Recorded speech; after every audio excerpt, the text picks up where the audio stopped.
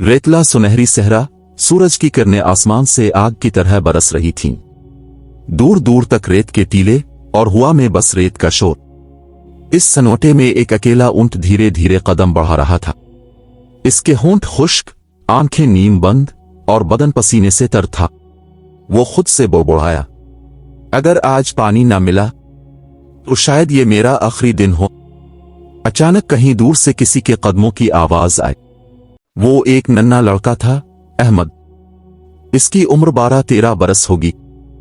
पीठ पर एक छोटी मशकीजा और कंधे पर कपड़े का थैला। वो अपने गांव से जंगल के दूसरे किनारे जा रहा था। अहमद ने ऊंट को देखा, इसके कदम थम गए। उसने आगे बढ़कर कहा, अरे बेचारे, ताव तो बहुत प्यासा लगता है। ऊंट ने आहिस्ता से गर्दन झुकाई जैसे जवाब दे रहा हो। अहमद मुस्कुराया, मशकीजा खोली और थोड़ा सा पानी उसके सामने डाल दिया। ऊंट ने एहतियात से पानी पिया, फिर अहमद के चेहरे की तरफ देखकर नर्म आवाज में बोला, ए नेक दिल बच्चे, तुमने मेरी जान बचाई, अल्लाह तुम्हें जज़ा दे। अहमद हैरान हो गया, अरे ताब बोल सकता है? ऊंट ने जवाब दिया, जब दिल से नेकी की जाती है तो जुबानें भी बोल उठती हैं।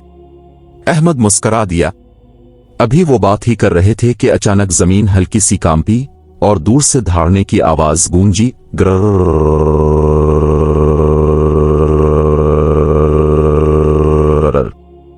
अहमद का दिल जोर से धड़का। रेत के टीले के पीछे से एक बड़ा शेर नमूदार हुआ। इसकी आंखें सुर्ख, जिस्म ताकत से भरा हुआ और मुंह से सांसों की भाप निकल रही थी।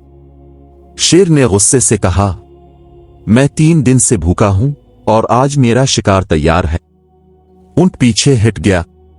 अहमद के कदम लरजने लगे, मगर उसने खुद को मजबूत किया।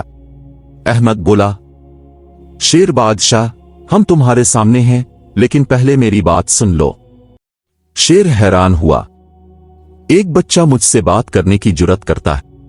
अहमद बोला, हां, क्योंकि इंसान की असल ताकत इसका दिल है, डर नहीं।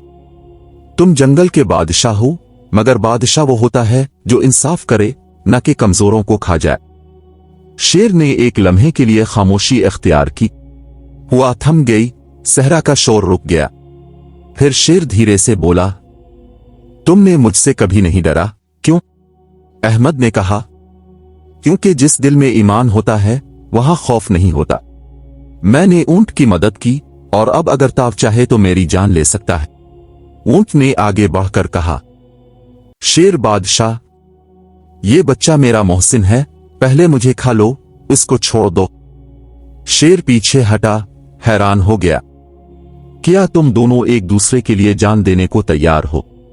अहमद ने कहा, हां, क्योंकि नेकी रिश्ता नहीं देखती। ये सुनते ही शेर की आंखों में नमी आ गई।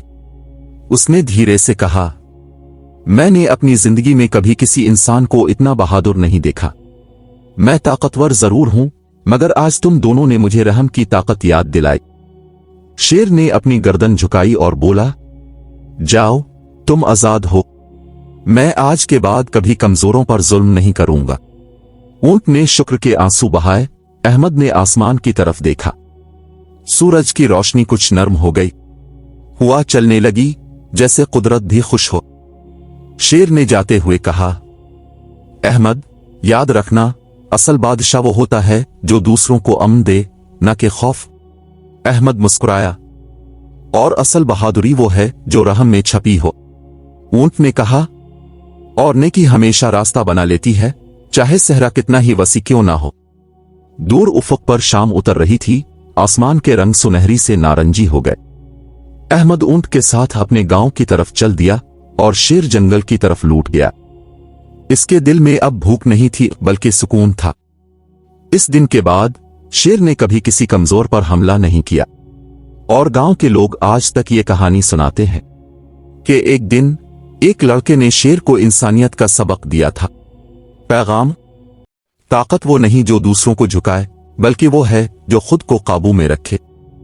रहम सबसे बड़ी बहादुरी है और नेकी सबसे बड़ी ताकत।